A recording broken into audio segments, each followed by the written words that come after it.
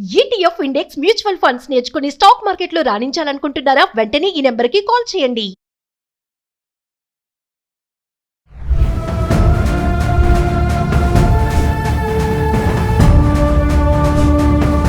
Hi hello నమస్తే, welcome back to Suman TV. ప్రస్తుతం మనతో పాటు ఉన్నారు ఫ్యామిలీ కౌన్సిలర్ రజనీ రమ గారు. నమస్తే మ్యామ్. నమస్తే నవీన. మ్యామ్, ఈ మధ్యకాలంలో ఈ సోషల్ మీడియా వినియోగం వచ్చేసాక మనుషుల ఆలోచన విధానం అనేది చాలా మారిపోతుంది. అంటే పెళ్లి తర్వాత వివాహేతర సంబంధాలు అనేవి బాగా పెరిగిపోతున్నాయి. ఫైనల్గా వస్తుంటే దాన్ని మళ్ళీ ఏంటంటే క్రిమినల్గా తయారవుతున్నారు. చూస్తున్నాం చాలా ఇన్సిడెంట్స్. అంటే భర్త భార్యను చంపడం, భార్య భర్తను చంపడం, అన్ని రిలేషన్షిప్, ఇల్లీగల్ రిలేషన్షిప్ వల్ల. రీసెంట్గా హర్యానాలో జరిగిన ఒక ఇన్సిడెంట్.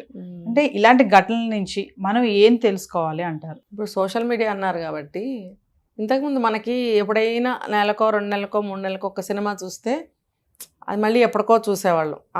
చాలా రోజులు ఆ సినిమా, మంచి సినిమాలు వచ్చాయి, మాట్లాడుకునేవాళ్ళం. అందులో మంచి చెడు బాగా విమర్శించుకుని మాట్లాడుకునేవాళ్ళం. కొంచెం ఇంప్లిమెంట్ కూడా చేసేవారు.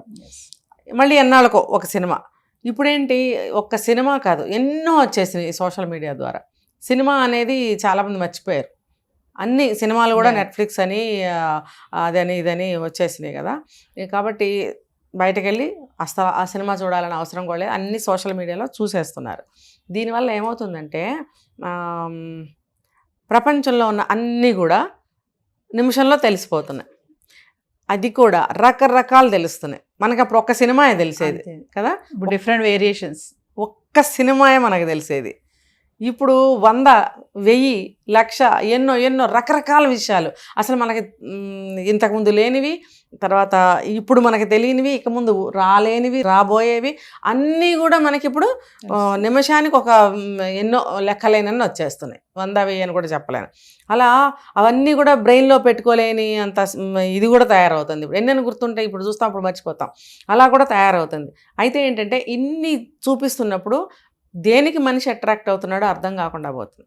ఇంకొకటి చెప్పనా, రకరకాల విషయాలు, రకరకాల అందాలు, రకరకాల అవకాశాలు అన్నీ కూడా అందులో చూపిస్తున్నారు. తర్వాత ఎక్కడెక్కడో బయట ప్రపంచంలో జరిగినవి కూడా చూపిస్తున్నారు. మనిషి ఆలోచన వీటి వల్ల ఎలా మారిపోయిందంటే, అరే బాగుంది, మనం చేస్తే ఏమవుతుంది, చేసి చూద్దాం, ఒక్కడు బయలుదేరుతాడు. అది అతను చేశాడుగా, మనం ఎందుకు చేయకూడదు, పక్కన వాళ్ళు చేస్తారు. అలా ఏమవుతుందంటే ప్రజల్లోకి నీళ్లులాగా వచ్చేస్తుంది ఆ అలవాటు అనేది. నీళ్ళని మనం ఆపలేం కదా, ఒక్క చుక్క వేసినా సరే పక్కకు స్ప్రెడ్ అవుతుంది. అలాగా ఈ చెడు అనేది అలా నీళ్ళలాగా వ్యాపించేసింది.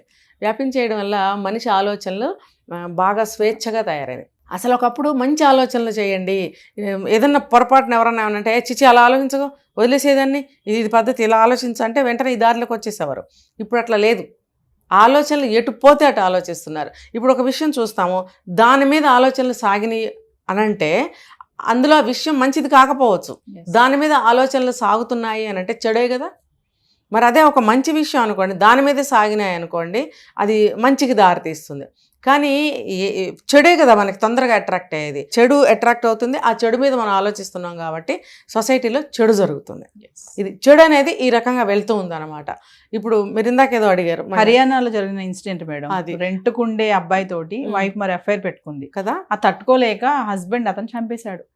అయితే ఇలాగా, లేదంటే ఇలాగా, భార్య భర్తను చంపడం, భర్త భార్యను చంపడం, లేదంటే పిల్లల్ని చంపడం, ఇవే జరుగుతున్నాయి మొత్తం అంతా కూడా. ఇప్పుడు ఆడవాళ్ళు చాలామంది సెల్ ఫోన్తోనే కూర్చుంటున్నారు. ఎక్కువగా ఆడవాళ్ళ చేతిలో, మగవాళ్ళ చేతిలో కూడా ఉన్నాయి, ఆడవాళ్ళ చేతిలో కూడా చూస్తున్నాం. వాళ్ళు ఏం చూస్తున్నారు ఎవరికి తెలుసు. ఇప్పుడు అన్నీ చూస్తారు వాళ్ళు కూడా, వాళ్ళకి నచ్చుతున్నాయి. రీల్స్ చేస్తున్నారు కొంతమంది, రీల్స్ చేస్తున్నారు. రీల్స్ చేసేటప్పుడు వాళ్ళు బట్టలు ఎలా వేసుకుంటున్నారో కొంతమంది వాళ్ళకే తెలుసు, ఏం మాట్లాడుతున్నారో వాళ్ళకే తెలుసు, ఎలా మాట్లాడుతున్నారో కూడా వాళ్ళకే తెలుసు. కన్ను గీటి మాట్లాడటము, కనుబొమ్మలు ఎగరేసి మాట్లాడటము, పక్కన నవ్వడము, హస్కీ వాయిస్తో మాట్లాడటము. ఎందుకండి ఇవన్నీ? మీరు ఒక మంచి విషయం రీల్ చేయాలనుకున్నారు, మంచిగా మీ న్యాచురల్ వాయిస్తో మాట్లాడండి. అంటే టెంప్టింగ్ చేసి మాట్లాడుతున్నట్టుగా, రెచ్చగొట్టే విధంగా. దీనివల్ల ఏమవుతుందంటే ఆన్లైన్లో కావచ్చు, ఇన్స్టాలో కావచ్చు, పక్కింటోడు కావచ్చు దృష్టి పెడతాడు.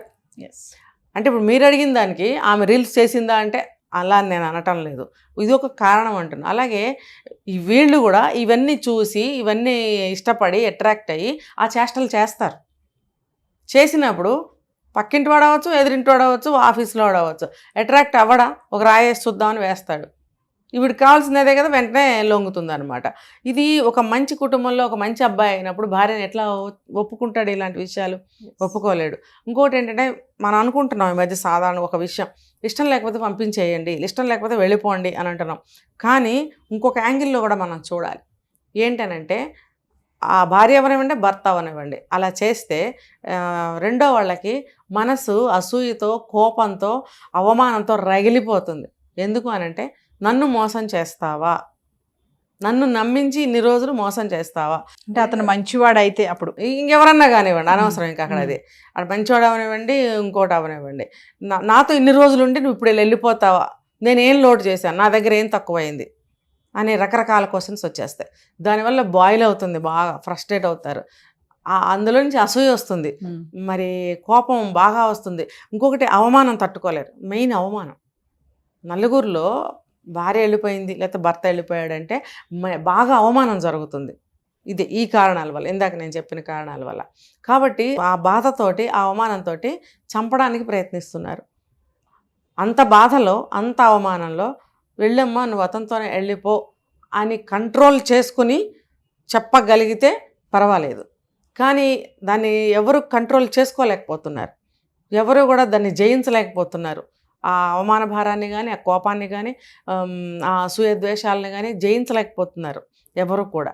అందుకని ఇలా హత్యలు చేయడం, ఆత్మహత్యలు చేసుకోవడం జరుగుతుంది. ఇది అవమానం, మెయిన్ అవమానం. వెళ్ళిపో అని తేలిగ్గా అంటే హాయిగానే బతకచ్చు అవతలకి వెళ్ళి. నాకు జరిగిన నష్టం ఎలా భర్తీ అవుతుంది? ఏ వయసు అన్నా కానివ్వండి. ఇప్పుడు నేను ఇందాక మాట్లాడుకున్నాం, 3 పిల్లల తండ్రి. ఆ వయసులో అతను మళ్ళీ పెళ్లి చేసుకుంటాడా? 3వ పెళ్ళి చేసుకుంటే మాత్రం ఆ వచ్చిన ఆవిడ ఎలా ఉంటుంది? పిల్లలు లేరు, మళ్ళీ పిల్లలకి అనే పరిస్థితి కాదు. మరి అతను లోపల ఎటువంటి ఫీలింగ్స్ ఉంటాయి అతనికి? ప్రతీకారం కోరుకుంటుంది. మరి అతను కూడా ఆ భార్యను వదలొద్దు, అతన్ని కూడా వదలొద్దు అని చెప్పాడు కదా స్టేట్మెంట్లో. అందుకని చెప్పి అవమానం ప్రతీకారాన్ని కోరుకుంటుంది. కానీ అవమానం ఎప్పుడు కూడా త్యాగాన్ని కోరుకోదు. అవమాన పడినప్పుడు వెళ్ళమ్మా నువ్వు చక్కగా వెళ్ళిపో, బాధలు పెట్టుకో, నన్ను చంపకు అని అనడు. ప్రతీకారమే కోరుకుంటుంది. కాబట్టి ప్రతీకారం కోరుకున్నప్పుడు ఏమవుతుందంటే మనం కూడా శిక్ష అనుభవించాల్సి వస్తుంది. జైల్లో పడటమో, ఉరిశిక్ష, ఇంకోటో జీవితానికి పనికిరాని జీవితాన్ని మనం చేసేసుకుంటాం. కాబట్టి ఎంత అవమానం ఉన్నా సరే వెళ్ళిపోయిన విషయం వెళ్ళిపోయింది, అందరికీ తెలిసిపోయింది, ఎటు నీ జీవితం పోయింది. నువ్వు అవమానం పడ్డాను నీ తప్పు లేనప్పుడు నువ్వు అవమానం పడ్డానని ఎందుకు అనుకుంటావు? ఆవిడే అవమానం పడింది సొసైటీలోకి వెళ్ళిపోయి, ఇలాంటి తప్పు చేసి ఆవిడ అవమానం పడింది, జీవితాన్ని కోల్పోయింది, స్వర్గం లాంటి ఇంటిని వదులుకుని రోడ్డెక్కింది. ఆనక ఆవిడ ఏమేమి ఎదుర్కొంటుందో, ఏమేమి బాధలు పడుతుందో అవన్నీ ఆవిడకే వదిలేసేసి నువ్వు వెళ్ళిపోమ్మా అని పంపించేస్తే నీ జీవితం బాగుంటుంది. ఖచ్చితంగా నేను చెప్తున్నాను, ఆ వెళ్ళిపోయిన వాళ్ళ జీవితం బాగుండదు, ఖచ్చితంగా బాగుండదు. నువ్వే బాగుంటావు. శాంతంగా సరే అమ్మా వెళ్ళిపో అని పంపించేస్తే ఖచ్చితంగా ఆవిడ జీవితం నాశనమే అవుతుంది. నువ్వు ఖచ్చితంగా బాగుపడతావు, నువ్వు భార్యవైనా సరే, భర్తవైనా సరే. ఇది పాటించుకోండి. ఎందుకనంటే ఆవిడ్ని చంపేస్తావు, చచ్చిపోతుంది, తర్వాత నువ్వు కూడా చచ్చినట్టే బతకాలి. అటువంటి జీవితం ఎందుకు? చంపేస్తే నీకు చల్లబడింది ఆ మనసు, కానీ ఆ రెండో క్షణం నుంచి ఆ చల్లదనం దిగిపోతుంది. నీకు జీవితం అంతా చాలా హాట్గా కనిపిస్తుంది. అప్పుడు ఎలా బ్రతుకుతావు? అందుకని ఆ ఒక్క నిమిషం నువ్వు కంట్రోల్ చేసుకున్నట్టయితే ఖచ్చితంగా ఆవిడ జీవితం నాశనమే అవుతుంది. అవతల వాడితో వెళ్తే వాడెందుకు బాగా చూస్తాడు? ఇప్పుడు వయసు ఉన్నంత వరకు, ఇప్పుడు దగ్గర నగలు ఉన్నంత వరకు, డబ్బు ఉన్నంత వరకు వాడుకుంటాడు, తర్వాత ఇప్పుడే వస్తానని చెప్పి పారిపోతాడు. ఆవిడ జీవితం ఖచ్చితంగా నాశనం అవుతుంది. అలా వెళ్ళిన మగవాడు కూడా ఎవడ బాగుపడిన వాళ్ళు ఎవరు లేరు. కాబట్టి యువతలో ఉన్నది భర్త అయినా భార్య అయినా ఆ రకంగా ఆలోచించండి. ఆ ఒక్క నిమిషం మీరు భరించినట్టయితే కనుక మీరు మళ్ళీ మీ జీవితాన్ని ప్రారంభించవచ్చు. మీ జీవితం మీకే ఉంటుంది. ఆ అవమానం మీది కాదు, వాళ్ళదే. ఇది తెలుసుకోండి. Thank you.